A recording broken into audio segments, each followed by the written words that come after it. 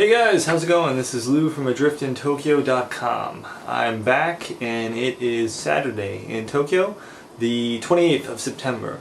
And we're going to have dinner soon, but I want to get back in front of the camera. I'm sorry, a lot of those videos that I'm uploading, you probably are seeing them right now. They're coming one right after the other, like I said I wouldn't do. But I gotta tell you, it just takes so much time with everything else going on to get this stuff out there. It takes, if you're curious, it takes about, well, it takes at least 15 minutes to a half hour to shoot something.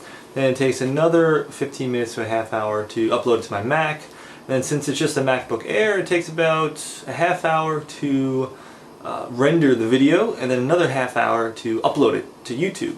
And this is all for 10 to 15 minute video. So we're talking about, for one video, it's roughly, yeah, half hour, almost 2 hours of time for one freaking video. So, I mean, I've got them all rendered, but it's just taking some time. Anyway, how am I doing? What did I do today? I'm just, well, first I'm drinking my Pocari Sweat. I was a little thirsty, so I had to grab it from the supermarket. But today was a good day. I got up and went over to Shibuya.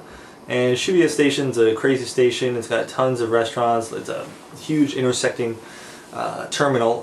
The JR lines, or Japan Rail, other Tokyu lines. But it's a place for young people to hang out, namely me.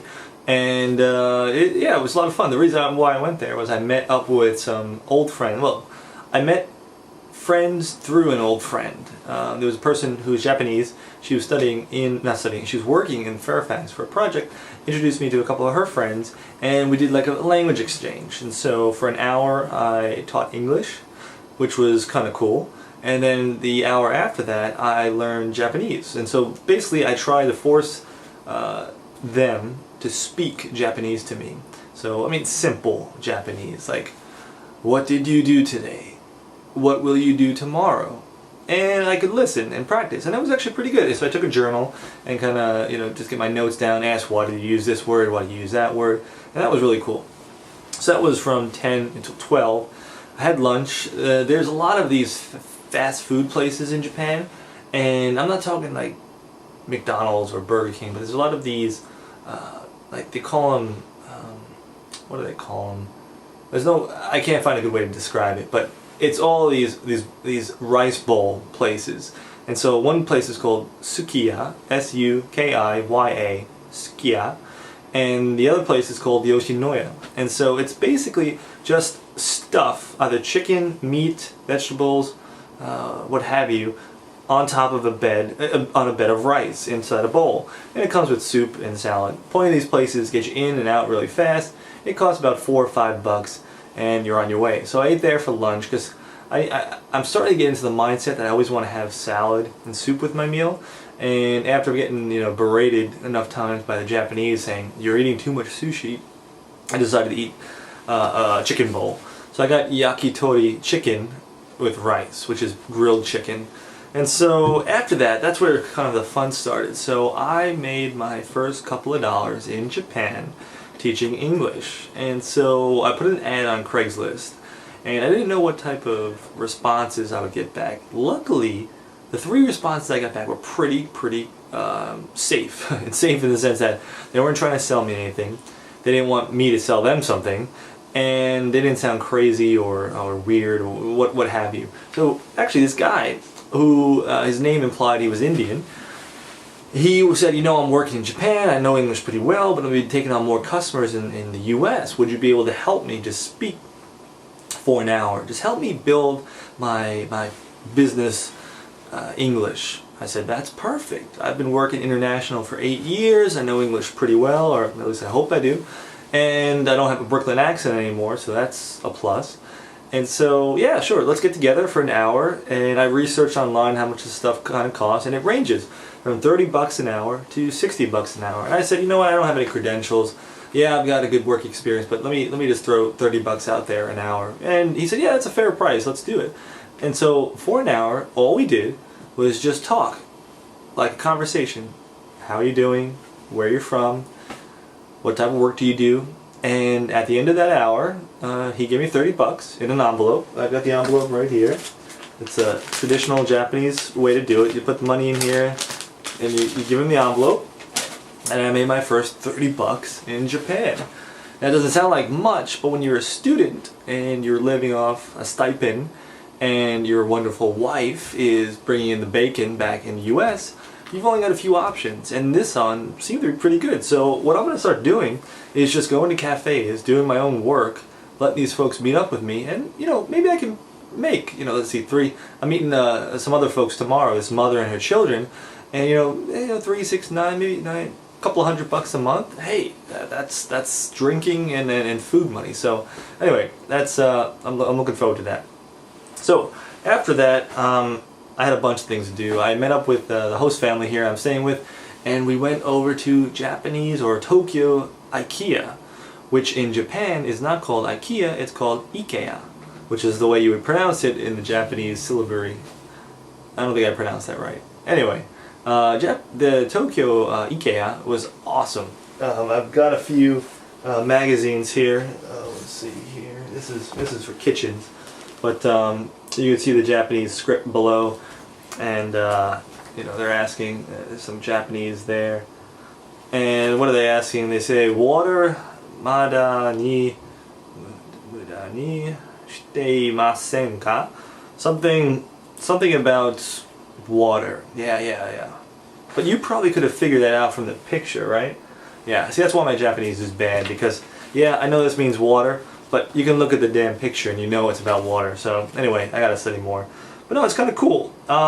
Main things I noticed about IKEA, they definitely catered a little bit more towards the Japanese culture, in the sense that there are very they're very tight compartments that you have to live in Japan, whether it's in your bathroom or your kitchen or your bedroom. And so everything there was modeled around these kind of standard sizes. So if you're in a 200 square foot apartment, which is hard to believe if you're from the US, here's how you would do it. If you're in a 300 square foot apartment, which is kind of what I'm in, here's how you do it. And so I kind of said, oh, this kind of works. So that was pretty cool. The Japanese IKEA has all the same stuff though as like any other IKEA, which is they've got the hot dogs, the Swedish meatballs, ice cream, and they have some Japanese things in there too. But I guess they stay true to their roots in IKEA. So that was kind of cool. So in addition to that, I've got a bunch of things that I've got to get done.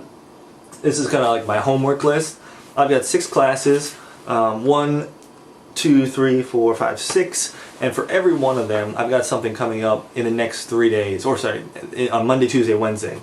I've got to do online assignments. I've got to read, I've got to distribute emails based on group assignments.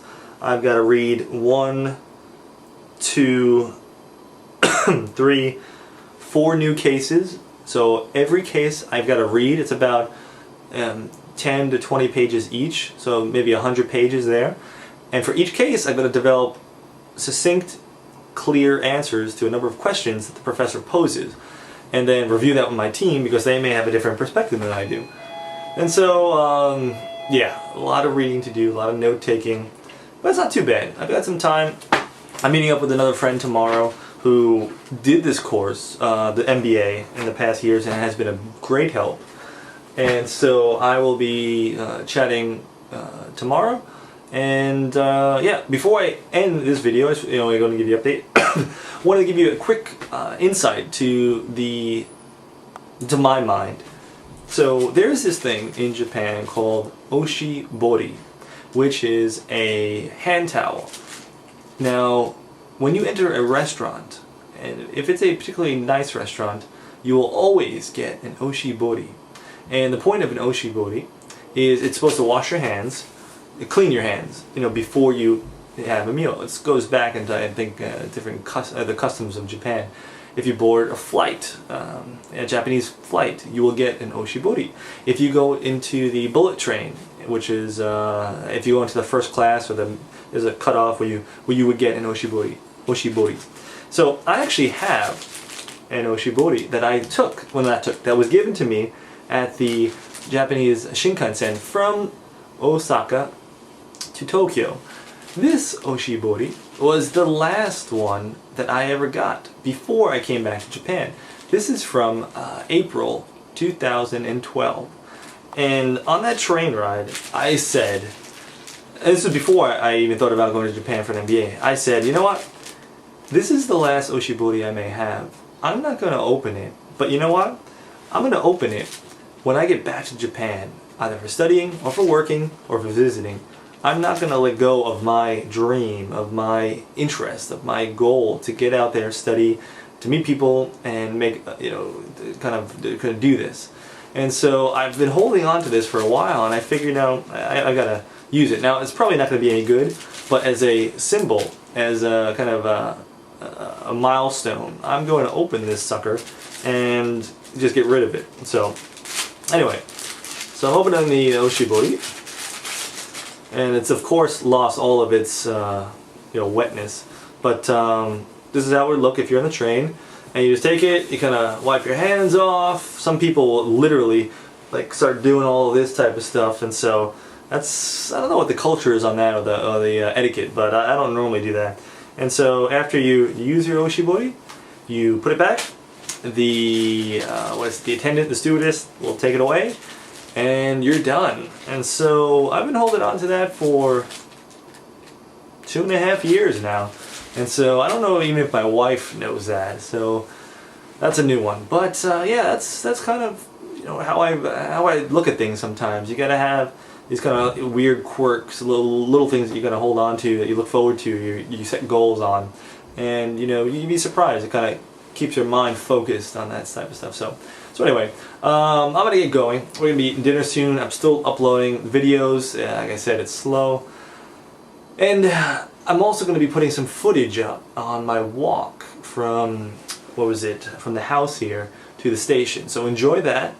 And as always, take it easy, guys, and send me your questions. And I'm going to be taking a lot more video footage, and we'll be putting together a video of me to go to school, what the school looks like, and so that should be a lot of fun. Anyway, take it easy, send those questions, and I'll talk to you later. Bye.